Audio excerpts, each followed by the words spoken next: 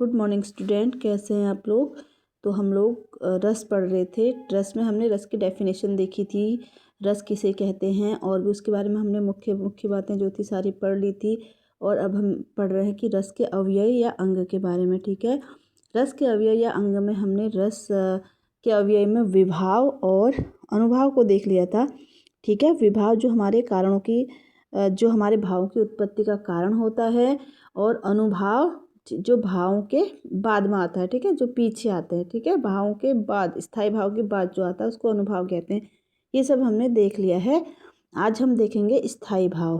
ठीक है, तो स्थायी भाव किसे कहते हैं वो देखते हैं। तो चलिए शुरू करते हैं। स्थायी भाव जैसे कि मैंने यहाँ पर लिखा हुआ है।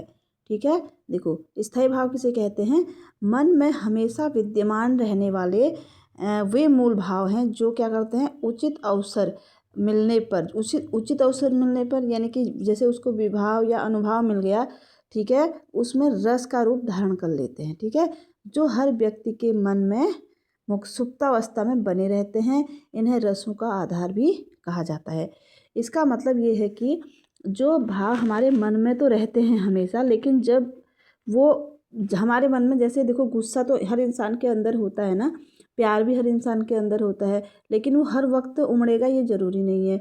वो एक जब उसको विभाव और अनुभाव जब मिलता है तो उसके मिलने पर ही वो जागृत होता है। ठीक है, उसी को हम क्या कहते हैं, स्थायी भाव कहते हैं। हर एक व्यक्ति के अंदर वो सुप्तावस्था में रहता है। ठीक है, और जब उसको विभाव और अनुभाव मिलता है तो तभी वो क्या होता है, जागृत होता है। ओके, इन्हें रसों का क्या कहा जाता है, आधार कहा जाता है। जैसे माना, जैसे कोई व्यक्ति है, ठीक है, कोई व्यक्ति है तो उसको हर वक्त तो गुस्सा नहीं आएगा ना, कभी कभी उसको गुस्सा आता है ना, है ना, जब कोई बात हो जाएगी। ठीक है, जब कोई, जैसे मैंने आपको एग्जांपल दिया था कि शेर का। ठीक है, हम जंगल में गए, हमें शेर दिखाई दिया तो हमें डर का भाव कब आएगा, डर, है ना, डर का भाव कब आएगा हमारे अंदर, जब हम शेर को देखेंगे। ठीक है, उसको क्या मिला, उसको क्या मिला, डर तो हमारे अंदर पहले से था, लेकिन उसको क्या मिल गया, विभाव मिल गया। विभाव क्या है, शेर है ना। जब उसको स्थायी विभाव मिलेगा, अनुभव मिलेगा, तभी वो क्या होगा, जागृत होगा। ओके, अदरवाइज वो हमारे अंदर ही रहता है, सुप्तावस्था में रहता है। और प्यार भी कभी कभी हमें बहुत ज़्यादा उमड़ आता है ना, अपने बच्चों पर ही या किसी पर भी, है ना। तो हर वक्त हम प्यार तो नहीं करते ना, कभी कभी ज़्यादा प्यार आता है तो हम अपने बच्चों से ही ज़्यादा प्यार करने लगते हैं। ठीक है, जब वो कोई अच्छा काम करते हैं या फिर कुछ ऐसा करते हैं, ठीक है, उससे ज़्यादा प्यार उमड़ आता है। तो वो क्या है, एक कभी कभी उमड़ आता है। ठीक है, वही क्या है, वो हमारे अंदर तो रहता है लेकिन सुप्तावस्था में रहता है। ठीक है, वही क्या होता है, स्थायी भाव होता है। तो आई होप आपको ये समझ में आ गया होगा। तो जैसे कि मैंने आपको बताया कि रस कितने होते हैं, 9 रस होते हैं ना हिंदी में, वैसे तो 11 होते हैं वर्तमान में, क्योंकि हमें जानने तो सारे ही हैं, 11 ही हैं। ठीक है, लेकिन हम हिंदी में बोलेंगे तो 9 रस होते हैं, देखेंगे तो हम सारे ही। ठीक है, तो जो 11 रस है उनके क्या हैं, 11 ही स्थायी भाव होते हैं। तो मैं आपको आज रस और उनके स्थायी भाव बताऊंगी। चलिए शुरू करते हैं। नंबर 1, अगर हम रस में बात करें, सबसे पहले आता है श्रृंगार, श्रृंगार रस। ठीक है, श्रृंगार रस किसे कहते हैं, श्रृंगार, इसका क्या है, पहले इसका हम स्थायी भाव देख लेते हैं। श्रृंगार रस का स्थायी भाव क्या है, ये स्थायी भाव है। ठीक है, इधर स्थायी भाव, और ये क्या है हमारा, ये रस है। ठीक, श्रृंगार रस का स्थायी भाव आपको ये याद होना चाहिए। ठीक है, ये पूछा जाता है एग्जाम में। श्रृंगार रस का क्या होता है, रति होता है। ठीक, रति होता है। रौद्र, नंबर 2 हमारा होता है रौद्र। रौद्र का स्थायी भाव क्या होगा, क्रोध होगा। नंबर 3 करुण।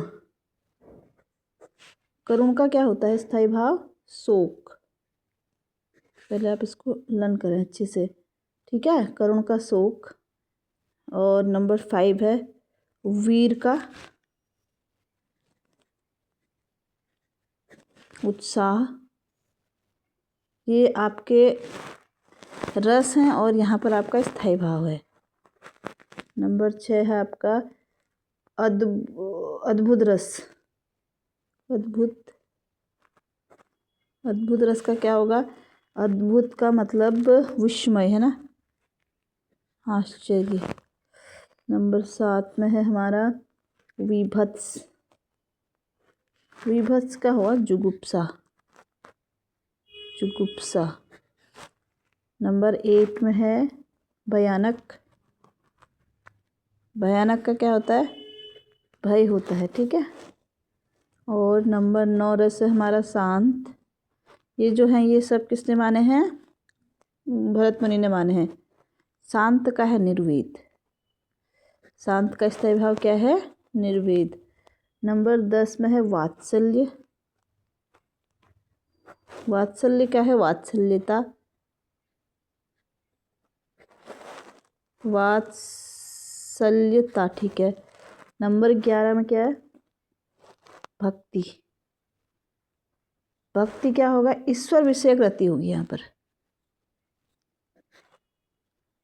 ईश्वर विषयक रति, ठीक है।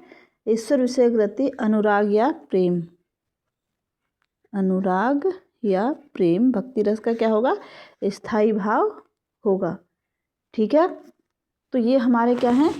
रस, और ये हैं हमारे स्थायी भाव, ठीक है। रस का एक अंग और बचता है, ठीक है। अब वो क्या है? व्यभिचारी भाव या संचारी भाव। उसको हम अब नेक्स्ट वीडियो में देखेंगे, ठीक है। आप मेरे साथ बने रहिए और मेरी वीडियो आप ऐसे देखते रहें, और लाइक, सब्सक्राइब और शेयर ज़रूर करें। Thank you.